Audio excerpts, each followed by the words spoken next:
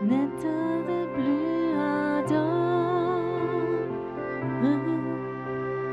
viens, n'état de plus dans ton cœur, viens, tel que tu es ardent. Und Ketten zerbrechen, Ketten zerbrechen, Ketten zerbrechen. Mein Herr, das ist das, was wir heute Abend uns wünschen, das Kette zu brechen. Das Kette zu brechen in diesem Raum. Dass Freiheit kommt. Eine wunderbare Freiheit in Gott. Amen. Dankeschön.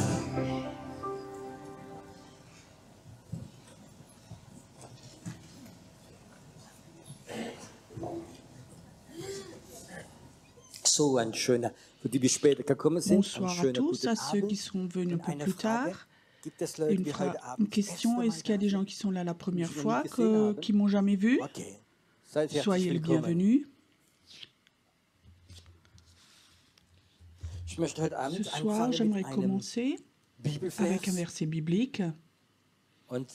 Je crois que c'est un verset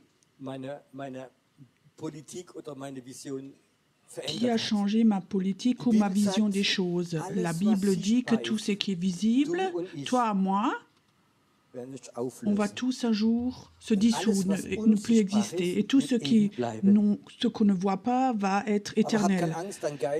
N'aie pas peur, ton esprit est invisible. Lui, il va retourner à Dieu, s'il est né de nouveau, dit la Bible. Dieu, il va veiller à ton âme et il va revenir à Dieu. Dieu a insufflé son esprit, il l'a mis en toi, il a commencé à Adam, l'esprit de Dieu, et si tu meurs et que tu es né de nouveau, tu es enfant de Dieu, ton esprit retourne vers Dieu. Ton esprit est invisible. Ton corps, un jour, il va s'arrêter. Est-ce que c'est juste ça? Et moi je dis, si je suis honnête, c'est bien comme ça. Toujours maigrir, toujours injecter du Botox. Or,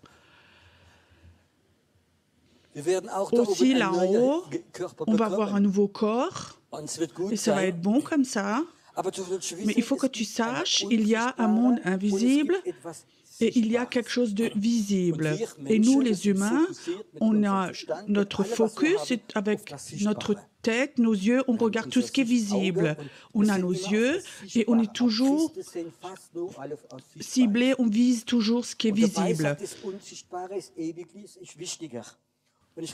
Et la Bible dit que l'invisible est plus important. Et ce soir, j'aimerais parler de ce qui est visible et de ce qui est invisible. Je vais vous donner un exemple. Une histoire qui m'a profondément touchée, c'est l'histoire d'un évangéliste. C'était dans les années 60. En Amérique, il est allé de ville en ville. Il avait beaucoup de succès. C'était un super évangéliste, un super prédicateur. Peu importe où il allait, il y a beaucoup de personnes. Et beaucoup de personnes se sont converties. Et l'évangéliste, il se réjouissait de ça, il se réjouissait de son ministère. Et j'ai rencontré des chrétiens en Suisse. Ils avaient de l'arthrose dans la mâchoire, ils ne pouvaient pas rigoler. Et aussi dans le culte, on peut rire parfois. Je crois que ce soir, j'aimerais continuer avec cette histoire. Cet évangéliste, il visitait toutes les villes, il allait de ville en ville et beaucoup de gens le connaissaient. Mais ce qu'on ne savait pas, il y avait une vieille dame, complètement normale. Elle était à la retraite, personne ne la connaissait, mais elle avait une relation avec son Dieu. Et avant que cet homme allait dans la ville, 1 ou 2 semaines avant, elle allait dans cette ville où il allait après. Elle prenait une chambre. Il était écrit, parfois elle mettait du journal par terre et pendant 1 semaine, elle priait, elle pleurait pour les perdus. Elle mettait du journal par terre parce qu'elle ne voulait pas mouiller le sol avec ses larmes. Après, cette femme est morte, elle est allée au Seigneur, et cet évangéliste, à partir de ce moment, il n'avait plus de succès. D'où venait son succès? De lui, visible, ou de cette femme invisible qui priait? Et quand je lisais son histoire, ça m'a touché profondément. Et je pense que cet évangéliste, il avait eu beaucoup de gloire des hommes. Et cette femme, personne ne la connaissait. Mais un jour au ciel, qu'est-ce que va être son salaire au ciel quand elle va être auprès de Dieu? Et moi, c'est la preuve que les gens qui font un travail invisible, on ne voit pas, mais dans l'esprit, ça a beaucoup d'effets. Et nous, on est focalisés sur ce qu'on voit. Combien de gens étaient à une conférence? Comment était la musique? Qu'est-ce qu'on écrit dans les journaux? Mais est-ce que c'est ce que Dieu, lui, voit? Ce grand prophète Samuel, il n'a pas reconnu David.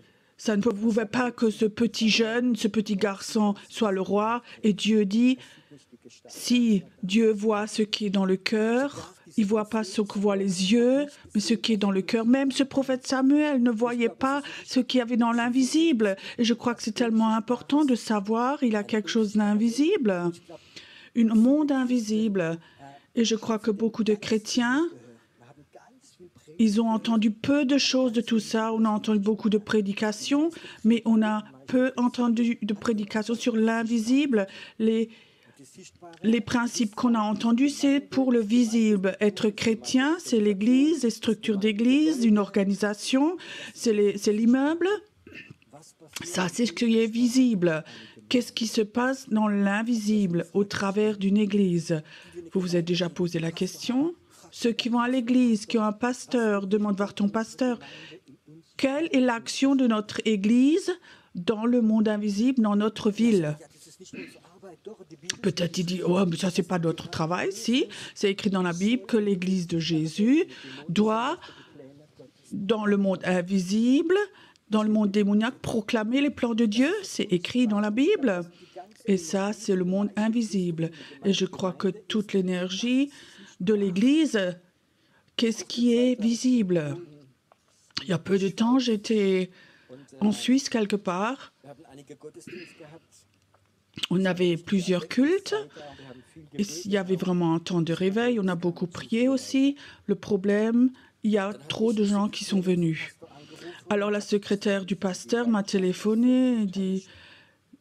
Donc, elle disait, le leader sont très déçus parce qu'on voudrait être un modèle pour notre ville. Ça ne l'intéresse pas que les gens se sont convertis, qu'ils ont été délivrés ou guéris. Non, elle voulait juste un modèle visible. Et je crois qu'ils font attention qu'on ne se concentre pas sur ce qui est visible, mais sur ce qui est invisible. Il y a 2 jours, quand je suis venue ici, en général, j'ai un chauffeur qui m'emmène, je descends le siège, je peux rester dans la prière et quelque part, quand j'ai traversé la frontière à Bâle, j'avais l'impression du Saint-Esprit, il faut que je m'annonce. Et je dis, OK, je m'annonce ici, dans mon cœur, je disais, OK, monde invisible, je suis là. Allô, je suis là. Je viens au nom du Seigneur, au nom du roi des rois, de Jésus-Christ. Alors j'ai réfléchi, mais à qui est-ce que je dis ça? Dieu le sait donc. Tu sais, il y a une annonce, 2 personnes, 2 choses. Une fois pour les anges. Allô, vous les anges de Suisse, c'est moi. Je m'annonce chez vous parce que les anges de la Suisse, ce n'est pas les mêmes anges que ceux de l'Allemagne. Ils sont régionaux, les anges. Alors je me suis annoncée dans le monde démoniaque. Allô, vous les démons, je m'annonce, je suis là au nom du Seigneur. Je suis là pour faire une armée de prière, pour amener le réveil. Allô, bonjour, je m'annonce chez vous. Ça sonne peut-être fou, mais je savais, dans mon esprit, il faut que je m'annonce. Il y a un monde invisible et il peut écouter, peut voir. Et alors, je me suis annoncée, je me suis présentée et c'était très important dans mon cœur de m'annoncer à tout ce monde invisible. Et je crois qu'il faut qu'on n'ait pas peur de ce monde invisible parce qu'on est avec le Saint-Esprit, avec Jésus-Christ et on a la protection de son sang. Je ne vais pas dans le monde invisible où je veux faire la concurrence au monde occulte. Non, mais je vais dedans parce que Dieu m'a appelé à rentrer là-dedans, parce que Dieu a dit dans sa parole que le monde invisible va être éternel. Un pasteur m'a demandé un jour, ouais, toi avec ton monde invisible, où est-ce que c'est écrit ça dans la Bible? Quelque part, ça m'a choqué un peu. Alors je dis, Saint-Esprit, donne-moi donc un des versets les plus importants de la Bible. Alors il dit, de la prière que Jésus nous a appris, le Notre Père, que ton règne vienne sur la terre comme au ciel. Ça signifie le ciel est invisible et dans l'esprit, et tout ce qui est dans le ciel doit descendre sur la terre. Et il faut qu'il y ait un lien entre la terre, un lien spirituel entre la terre et le ciel. Et je crois que nous, on a toujours cru pendant des centaines d'années, les chrétiens, ils vivent sur la terre. Alors on a fait comme un bunker, l'église, on prie dedans, on est protégé, on prêche, on chante, on fait tout là-dedans, ce qui n'est pas faux, mais c'était enfermé. Et je sens qu'en ce moment que Dieu dit, j'aimerais faire des ouvertures pour que mon peuple, de plus en plus, ait une relation avec le ciel et le tire en bas et que ces passages soient ouverts du naturel vers le surnaturel. Ce soir, je me suis posé la question, qu'est-ce qui empêche les gens d'aller dans le monde invisible, de regarder? Vous vous êtes déjà posé la question, ou j'aimerais te poser la question. Est-ce que toi, tu as soif de regarder dans ce monde invisible, de le comprendre, ou d'y aller si Dieu te dit? Ou est-ce que tu dis non, c'est bon pour certaines personnes, moi je suis content, j'ai mon système, je lis la Bible, je suis chrétien, je suis converti, moi j'appartiens à Jésus, quand je suis mort, je suis chez lui, ça me suffit, c'est OK. Moi je ne veux pas t'enlever cette foi, mais je crois qu'il y a des gens qui en ce moment sentent que Dieu appelle ton esprit à aller dans une autre dimension. Tu sais, il y a plus. Lorsque j'étais nouveau converti, merci, j'étais dans une petite église pentecôtiste. Il y a encore 2 autres frères, 3 couples, et on avait une soif. Malgré que c'était une église pentecôtiste, il n'y avait plus rien de pentecôtiste, c'était complètement normal. Alors, avec ces 3 frères, on a prié ensemble et tous les 3, on avait quelque chose, on voulait plus de Dieu, on voulait plus du surnaturel, on voulait plus de l'esprit. On était tous nouveaux convertis, on est allé chez le pasteur, on a dit, pasteur, dans la écrit tellement de belles choses dans la Bible, nous on veut avoir plus, on veut avoir ce qui est écrit, les choses du Saint-Esprit, avec le parler en langue, avec les dons, on est intéressé avec tout ça.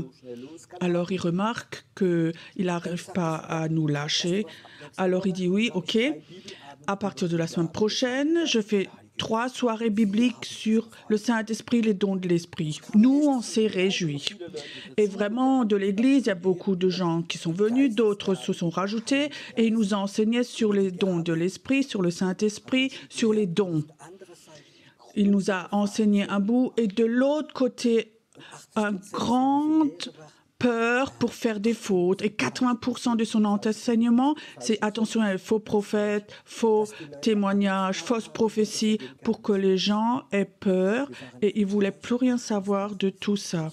On était déçus et on savait que ce n'est pas ça. Avec la peur, on peut contrôler les gens. Et beaucoup de leaders spirituels, je crois, ont souvent peur. Ils prennent la peur pour contrôler les gens. La dernière fois, quand j'étais en Israël, tout le groupe est parti à la maison. Donc, je rallongeais 4 jours et pendant ce séminaire, je voulais passer du temps seul là-bas, en Israël. Alors, j'étais dans la mer Morte le matin. Donc, l'eau était assez chaude et il y avait un peu de buée. Alors, on ne voyait pas plus loin que 4-5 mètres, mais ça ne me gênait pas. J'étais là-dedans dans la mer Morte, il y avait presque 28 degrés, c'était vraiment agréable. Alors, on entend toutes les langues autour de nous, de l'hébreu, du russe, l'anglais, toutes les langues. Alors, j'entends quelqu'un parler en français, là, dans la buée. Oui, c'est rare en Israël. Alors, je me rapproche un peu pour écouter. Et je pense, c'est pas le français de Paris, mais plutôt des Alsaciens. Ils ont comme ça un accent, tu comprends? Alors je m'approche, il y avait un homme avec 2 enfants, les enfants 22 ans, l'homme avait peut-être 50 ans, et je vais là-bas et pour écouter ce qu'il raconte. C'était des Alsaciens, et je dis bonjour, les Alsaciens, les Français, oui, vous êtes d'Alsace, oui, on est de Mulhouse, et puis ceci, cela. Alors il me racontait, après 2 minutes, il me raconte, c'est des chrétiens, ils vont dans une toute grande église à Mulhouse. Et pendant qu'il me raconte, le Seigneur me dit, cette femme, la femme de cet homme, de ce chrétien, c'est une sorcière. Comment est-ce qu'on dit ça à une personne, hein? Alors, j'ai demandé, écoute, comment va donc ta femme? Alors, il dit, il y a 3 semaines, elle est décédée.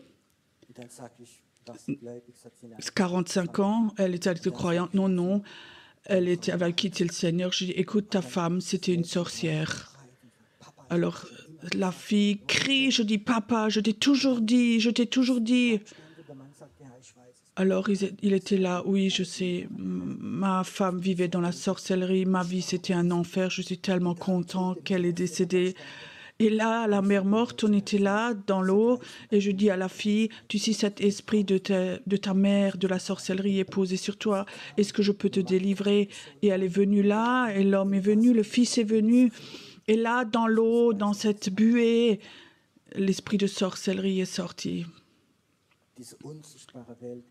Ce monde invisible, c'est quelque chose de tellement important. Dans le naturel, cet homme n'aurait jamais raconté quelque chose. Il était dans une grande église et là, il y a un mois à peu près, un pasteur m'écrit une lettre de direction de Colmar. Tu peux imaginer, toute une famille vient chez moi. Ils viennent chez nous à l'église, j'ai fait de la cure d'âme et ils m'ont raconté cette histoire, ce qu'ils ont vécu à la mer morte. Et tout de suite, je savais cet homme, ça devait être Piero Fay.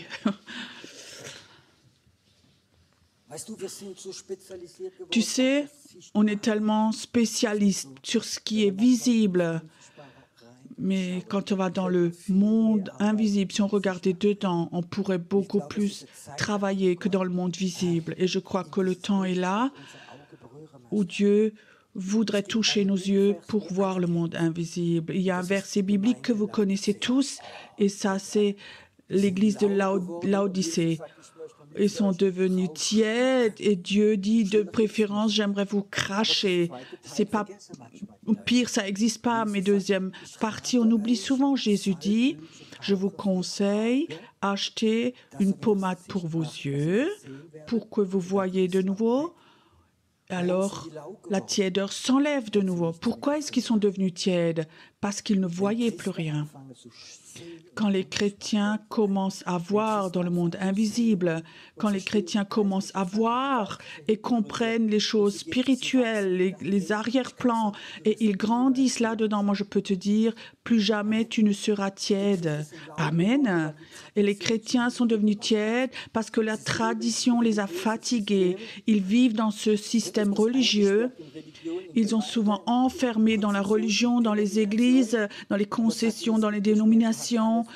Et on leur dit, il n'y a pas plus, tu as tout, il faut que tu sois heureux comme ça. Il faut juste te soumettre. Et Dieu dit, ça c'est pas tout, il y a beaucoup plus. Il y a beaucoup plus.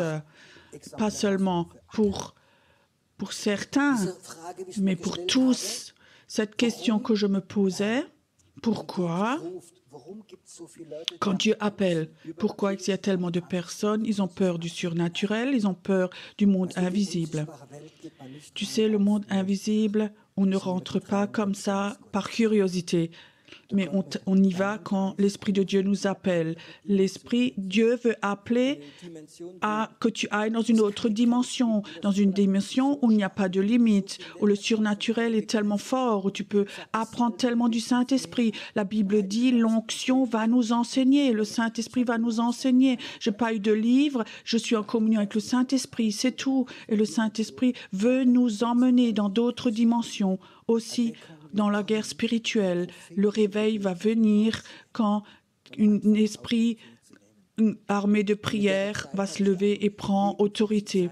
Et dans ces temps, on vit, et on vit dans ces temps-là, c'est ce que Dieu veut faire. Ce soir, j'ai comme ça dans mon cœur, qu'est-ce qui est la cause? J'ai même inscrit plusieurs points. Quelle est la cause? Pourquoi les gens, toi, moi, ne peuvent pas aller dans le monde invisible?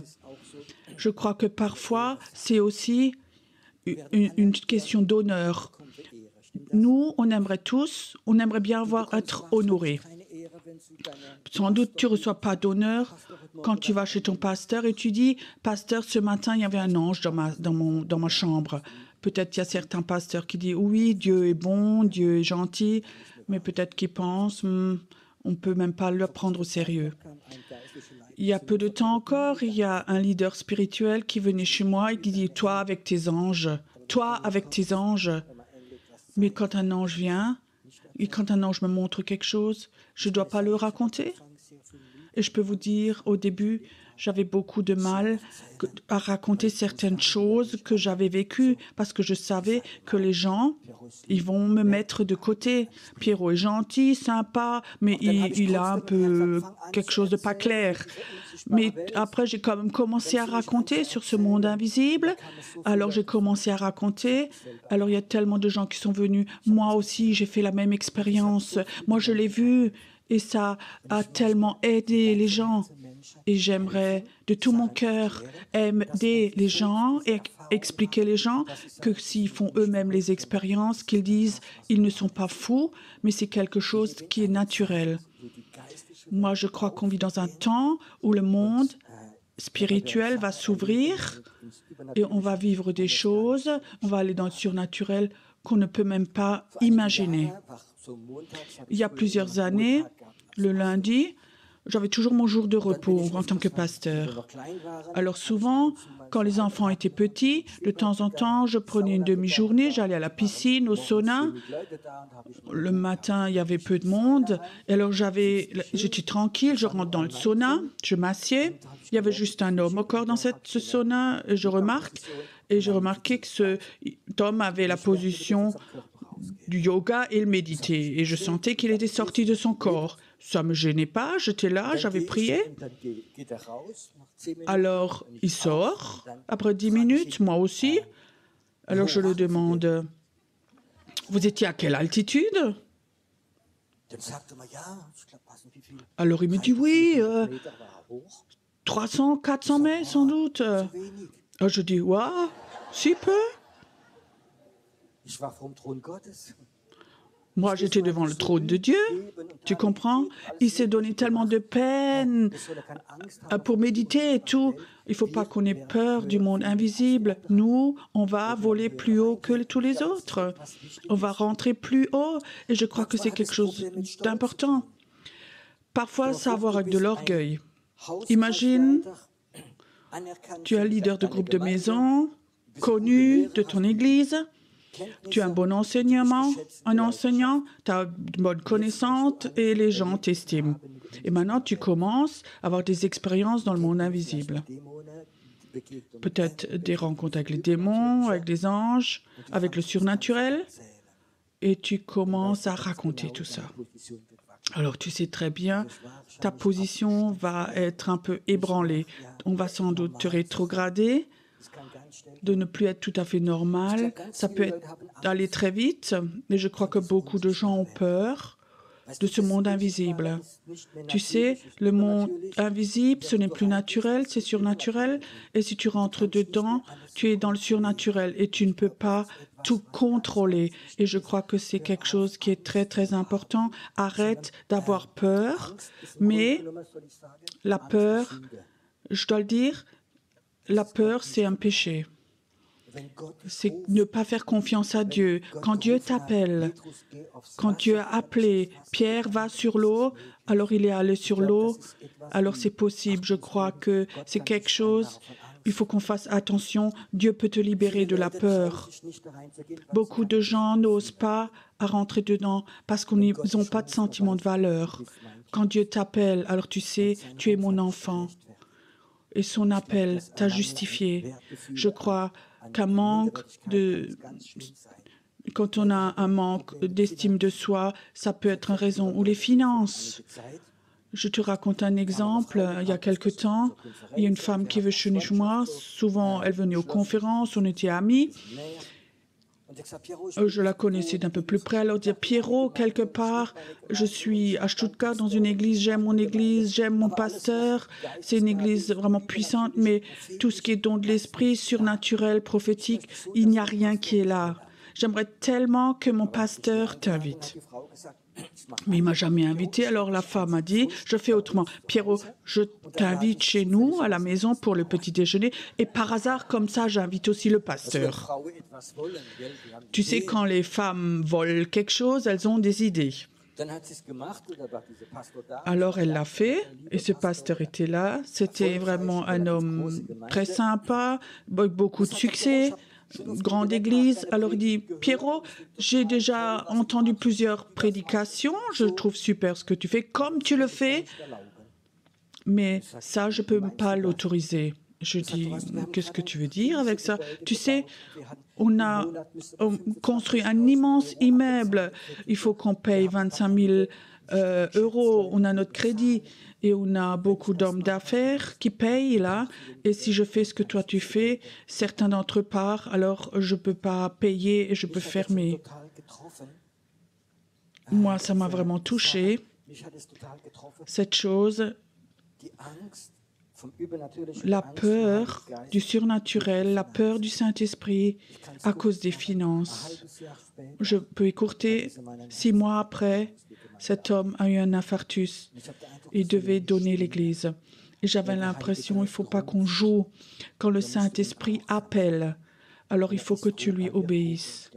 Et il va appeler, et je crois que c'est quelque chose d'important. Peut-être qu'il y a aussi des liens qui sont là. D'un ami, une sexualité pas pure ou d'autres choses. Alors on a peur de rentrer dedans. Moi, je peux te dire, tout péché que nous reconnaissons est dissous, effacé. Je crois que c'est important de savoir si Dieu t'appelle à rentrer dans le monde invisible, alors il t'a justifié et tu peux dire, Seigneur, tu sais, j'ai des fautes, je suis pécheur, mais je sais que ta grâce est plus grande et que tu me pardonnes tous mes péchés. Et tu peux faire ce pas. Quand Dieu t'appelle, tu peux aller dedans. Dieu ne te demande pas quelque chose d'impossible s'il t'appelle. Alors j'ai eu cette parole ce soir,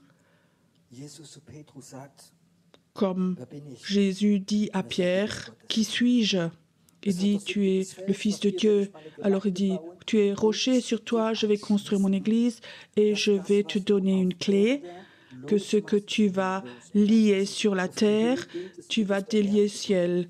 Ce que tu vas lier sur la terre, tu vas lier au ciel. Je te donne une clé spirituelle pour délier. » Et Dieu m'a parlé ce soir. Il dit, Pierrot, il y a beaucoup de gens, ils voudraient aller dans cette dimension, d'aller dans le monde invisible, mais quelque chose les lie. Quelque chose les lie en bas sur la terre. La peur de perdre le contrôle, mammon, ta position, l'honneur, le péché. Je ne sais pas quoi, mais toi, tu le sais toi-même si tu demandes Dieu. Qu'est-ce qui t'empêche que ton esprit va dans une autre dimension? Qu'est-ce qui peut être là qui t'empêche? Je ne vais pas faire un séminaire de cure d'âme avec toi ou un rendez-vous, mais je crois que c'est entre le Saint-Esprit et toi, tout seul. Et tu penses peut-être, oui, mais Dieu a dit ça à Pierre, tu as la clé. Mais si tu lis 2 chapitres plus loin, dans 18, il est écrit, Dieu dit à l'Église, donc la même chose, délie et délie. Ce que tu délies sur la terre est délié au ciel. Je crois que le Saint-Esprit voudrait élever notre esprit, d'aller dans le surnaturel. Mais la peur du passé, peut-être que tu viens de l'occulte, peut-être que tu étais dans le New Age ou dans d'autres choses. Quelqu'un t'a dit, fais attention du surnaturel, tu vas de nouveau glisser dedans. Moi, je te dis, si tu fermes les clés, les portes à clé, elles sont plus ouvertes. Quelle est la cause que ton esprit ne peut pas s'élever? Premier point. Est-ce que tu crois que Dieu t'appelle à aller en une autre dimension quand tu pries, quand tu as des visions, quand tu veux faire la guerre spirituelle, quand tu sors, ce que j'ai dit hier soir, comme à Josué, de prendre, quand tu pries, quand tu marches dans les rues, de prendre possession? Qu'est-ce qui t'empêche à aller dans cette dimension-là? Le Saint-Esprit. Si tu es honnête, il va toujours te le montrer.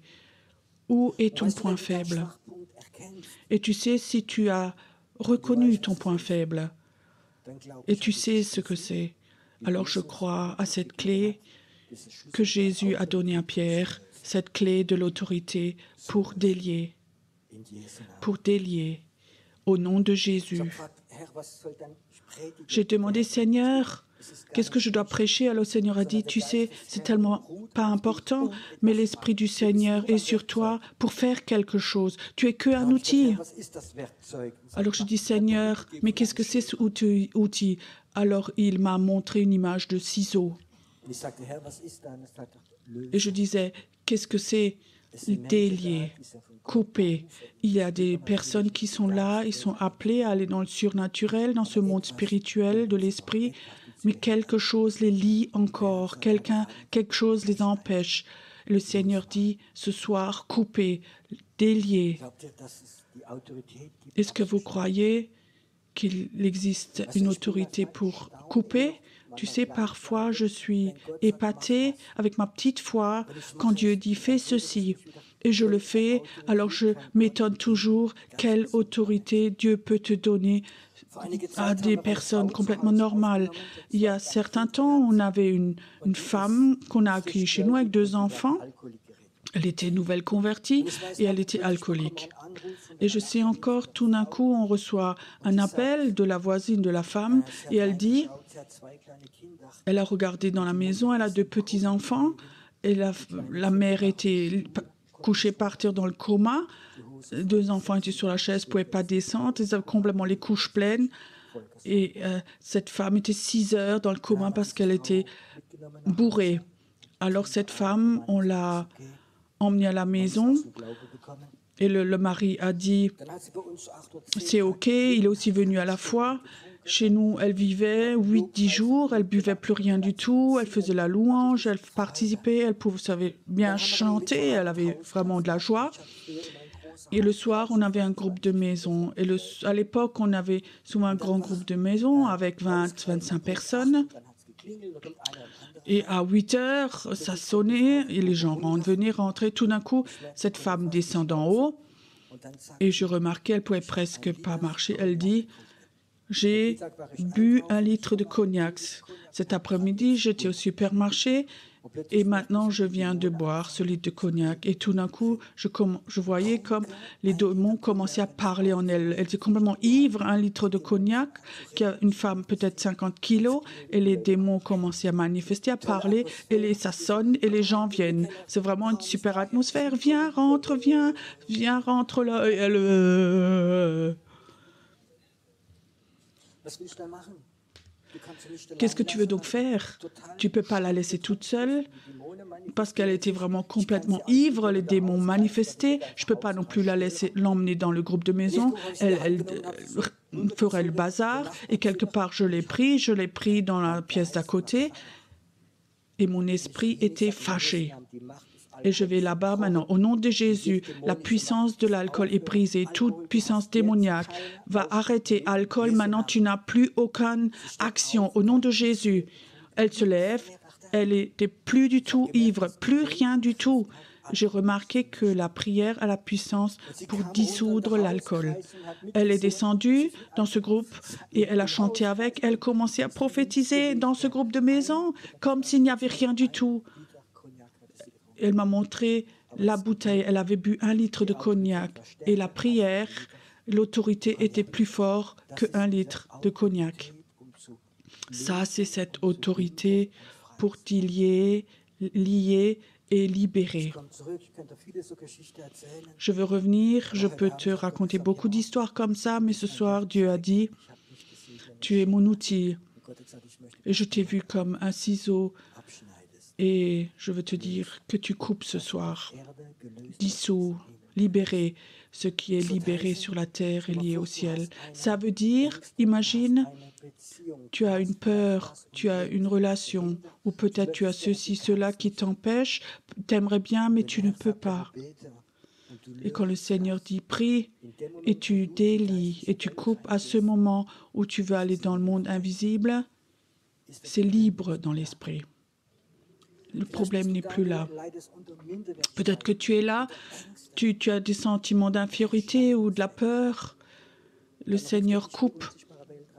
Alors il t'appelle à aller dans le monde invisible et tes sentiments d'infériorité, tes peurs sont enlevés et tu vas dans le monde invisible. Peut-être qu'il y a un démon devant toi, à 3 mètres, il est devant toi et tu n'as pas peur, tu n'as pas de sentiment d'infériorité. Tu es au nom de Jésus ici et tu pries et il s'enlève.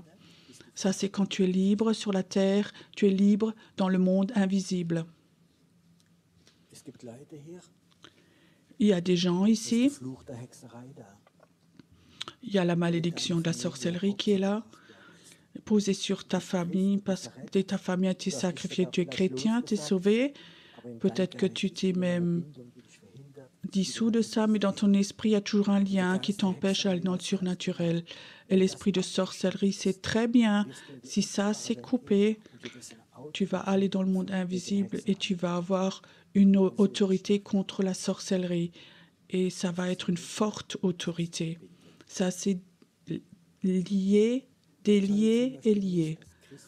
Satan ne veut pas que les chrétiens aillent, regardent dans ce monde invisible et de l'autorité. Satan dit, si tu es sauvé, on ne peut rien faire contre. Alors fais un beau programme d'église, c'est bien. Mais le surnaturel, ça, c'est pas pour toi. Et ce mensonge, je veux le briser aujourd'hui. Je veux le briser aujourd'hui.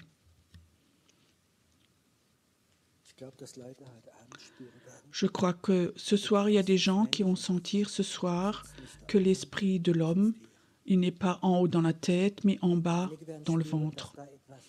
Et certains vont sentir qu'il y a quelque chose en toi qui te contrôle toujours encore. Il y a des chrétiens, ils sont sous un esprit de contrôle d'un leader spirituel. Il y a des chrétiens où leur pasteur les contrôle complètement.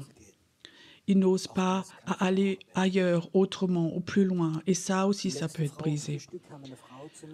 Dans le dernier petit déjeuner pour femmes, une femme venait me voir. « Pierrot, je suis tellement touchée du Saint-Esprit, c'est tellement beau. Je suis dans une église, elle est anti-charismatique et j'aimerais bien venir chez vous. » Je dis « Mais viens donc. » Et elle dit « Je ne peux pas. » Je dis « Pourquoi ?» Alors elle dit « Tu sais, quand je me suis convertie, quand j'étais nouveau convertie, on est venu à cette église, alors je suis allée en cure d'âme. Je suis allée en cure d'âme chez le pasteur et je lui ai raconté tout mon passé. Et aussi, j'avais trompé mon mari.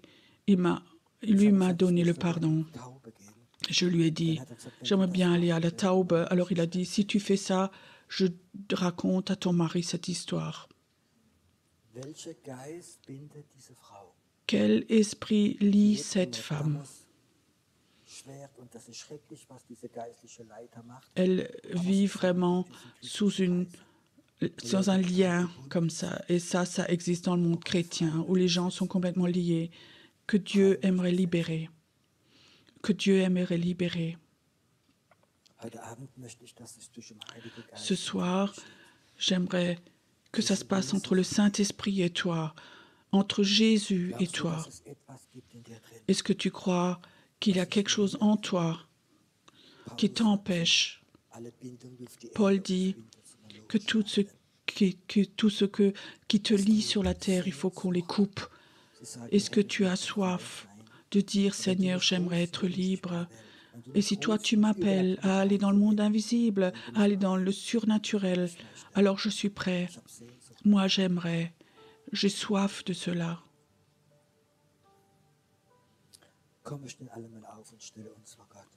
Venez, on se lève une fois, on se met devant notre Dieu.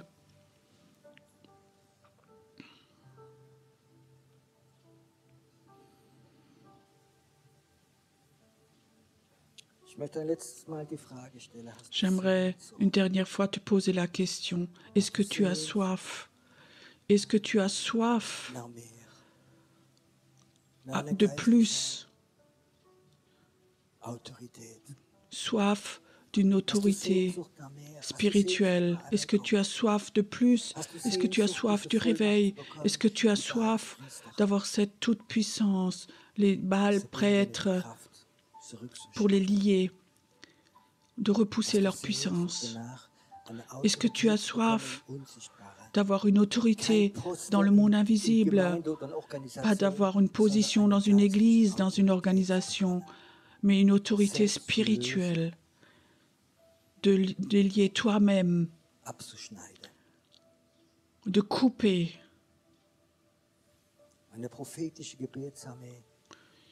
Une armée de prophétique, c'est une armée qui ne prie pas aveugle, mais ils prient ce que Dieu leur montre. Est-ce que tu crois que Dieu veut te montrer ou lui dit « Prie pour ceci, coupe ceci ». Est-ce que tu crois que Dieu voudrait que tes yeux soient touchés pour que tu commences à voir ce qui est dans le monde invisible, ce qui se passe quand toi tu pries, quand tu jeûnes, quand tu proclames, quand tu adores? Est-ce que tu voudrais comprendre ton action invisible par ta propre vie?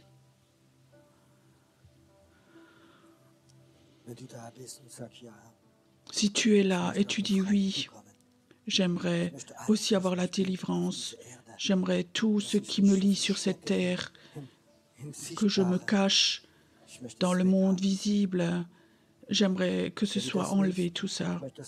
Si tu veux tout ça, j'aimerais que tu fasses juste une chose. Tu prends ta main et tu le poses sur ton esprit, sur ton ventre.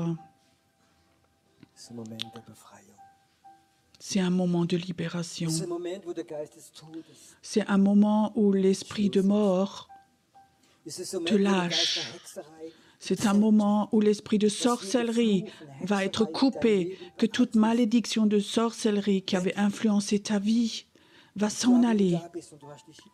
Et là où toi tu es là, et tu l'as laissé magnétiser, moi je te délie. Ça va s'enlever de toi. Et toi qui vis sous les peurs, ça peut être peur. C'est comme une paranoïa. Je le prie au nom de Jésus. Tout esprit de peur va s'enlever de toi.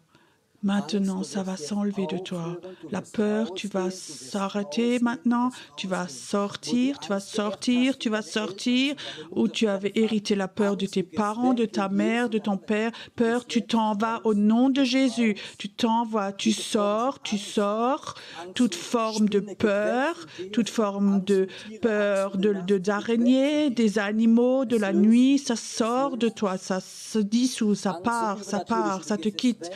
Peur du surnaturel, tu t'en vas au nom de Jésus. Et toi qui as regardé des films occultes qui t'ont fait peur, ça s'en va au nom de Jésus. Ça s'en va au nom de Jésus. Maintenant, ça s'en va. Ça te quitte. Et toi qui es sur la fuite toute ta vie, tu étais dans la fuite dans toute ta vie, je brise ça au nom de Jésus, ça s'en va au nom de Jésus, ça sort de toi maintenant. Maintenant, il y a quelqu'un qui est là, tu as peur, un problème avec ton oreille, tinnitus, ça s'enlève maintenant, ça sort de ton oreille, ça sort, et tu vas entendre de nouveau la voix de Dieu, dit le Seigneur. Ça s'enlève de toi maintenant. Plusieurs personnes sont là, ils ont peur, il y a 2 personnes qui sont là. Ils dorment la nuit avec la lumière allumée parce qu'ils ont peur de la nuit. Et je brise au nom de Jésus cette peur de la nuit, peur de ténèbres, tu pars complètement. Et peur de la mort, peur de la maladie, peur du cancer, ça s'en va au nom de Jésus, ça s'en va au nom de Jésus. Toute peur de cancer s'en va, ça s'en va. Peur de cette maladie, peur de la mort, tu t'en vas, tu sors maintenant complètement. Je coupe maintenant. Et la peur va complètement être enlevée. Et quand tu vas dans le monde invisible, tu vas avoir une sagesse et tu vas avoir la foi et tu vas complètement avoir confiance dans le Saint-Esprit. Maintenant, c'est libéré. Maintenant, c'est libéré. Complètement libre, complètement libre, complètement libre. Je vois maintenant comme le Saint-Esprit vient maintenant, comme une vague. Il te touche. Là où maintenant, quelque chose a été coupé, il y a comme une huile qui vient maintenant. C'est l'huile de guérison. Toi qui es là, et quelqu'un qui est là, tu avais vu un enfant mort devant toi et depuis ce jour, tu as des peurs qui sont rentrées en toi. Ça s'en va maintenant de toi, ça te quitte, ça te quitte. Ça te quitte maintenant, complètement, complètement, complètement, maintenant. Et Père, ce choc qu'elle avait vécu, que tu l'enlèves maintenant, maintenant, que tu l'enlèves maintenant. Je te délie, je te libère maintenant de cet esprit, maintenant. Je te libère maintenant de cet esprit, de cette puissance spirituelle. C'est un temps de libération maintenant. C'est un temps où je libère, je libère. Merci Seigneur, merci Seigneur. Que le monde invisible va s'ouvrir. Des gens prophétiques vont être nés. Il va y avoir des prieurs, des intercesseurs prophétiques maintenant qui vont être nés, qui vont venir. Ça vient maintenant, ça vient. 2 personnes sont là qui ont de l'asthme. Et maintenant, ça s'ouvre, ça s'ouvre. Et maintenant, tu peux de nouveau respirer, tu peux inspirer, ça s'ouvre, tes poumons s'ouvrent. Maintenant, au nom de Jésus, ça s'ouvre maintenant. Maintenant, ça s'ouvre. Il y a quelqu'un qui est là maintenant dans tes pieds. Tes pieds il y a des crampes dedans. Ils sont comme tes pieds ont des crampes maintenant. Tes pieds ont touché des endroits où étaient beaucoup d'occultes. Il y avait des serpents et les serpents lâchent. Les serpents lâchent maintenant. Au nom de Jésus, les serpents te lâchent maintenant. Maintenant, les serpents te lâchent.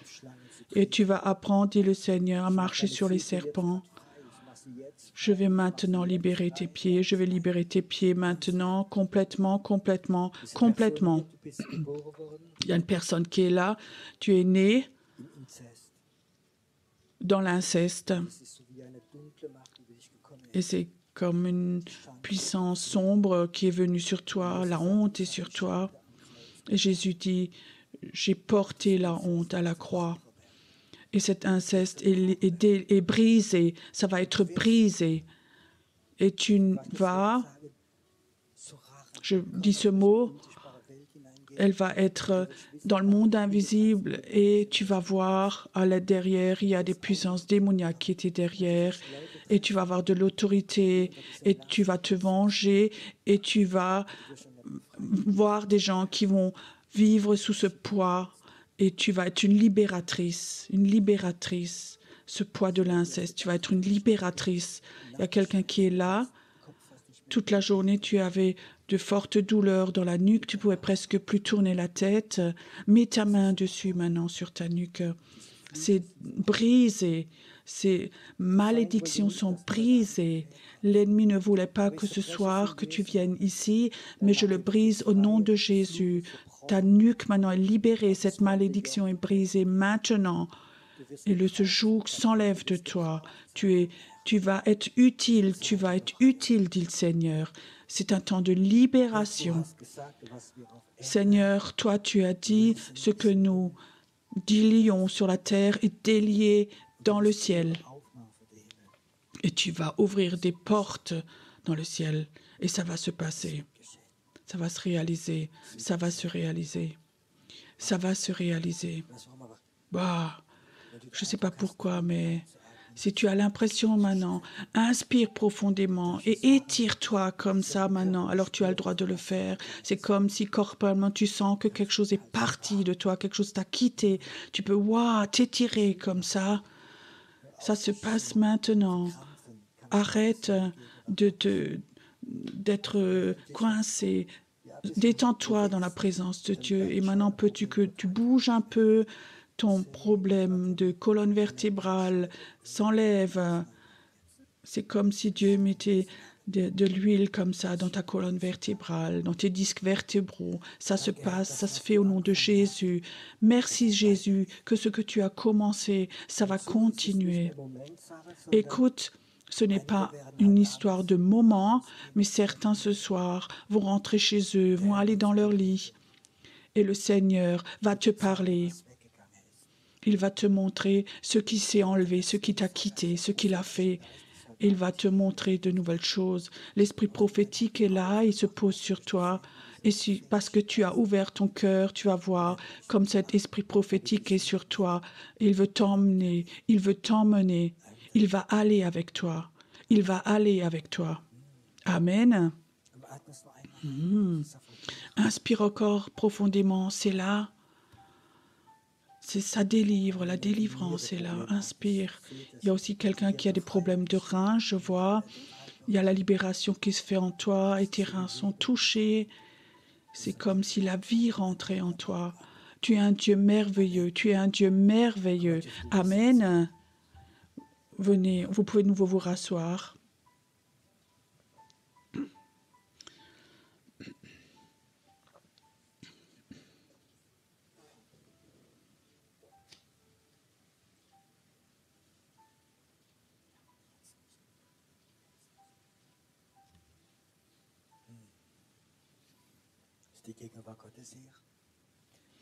Est-ce que la présence de Dieu est là?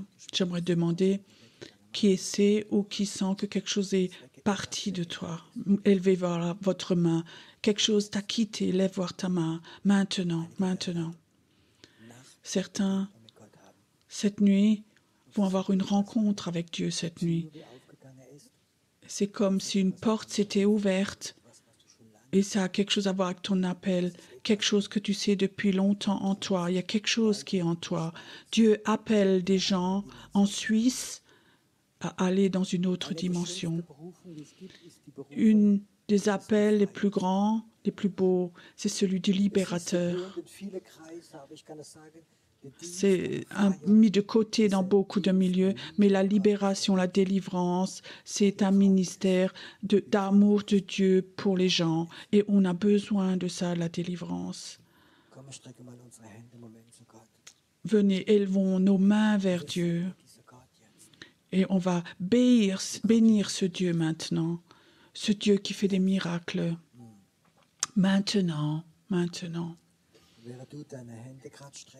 Et pendant que toi, tu élèves tes mains maintenant vers ton Dieu, je sens comme Dieu pose quelque chose dans tes mains.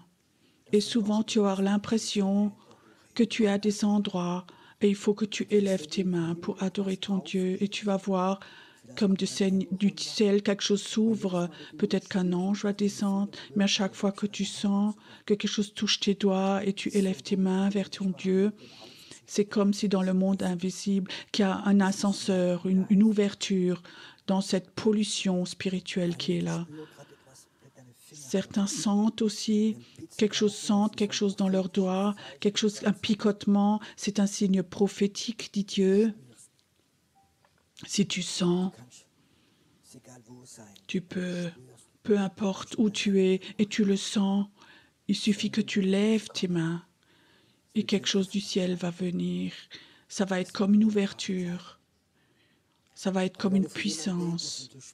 Ou peut-être quand tu pries pour quelqu'un, et maintenant c'est le moment d'élever tes mains. Quand Moïse a élevé ses mains, son peuple est allé dans la guerre et a gagné. Et quand il les a descendus, c'est allé plus mal, c'est allé mal. Toi, tu vas être une personne comme ça, qui parfois élève les mains. Et tu vas voir comme des anges viennent et qui vont dans le combat contre ton ennemi. Reçois maintenant dans tes mains.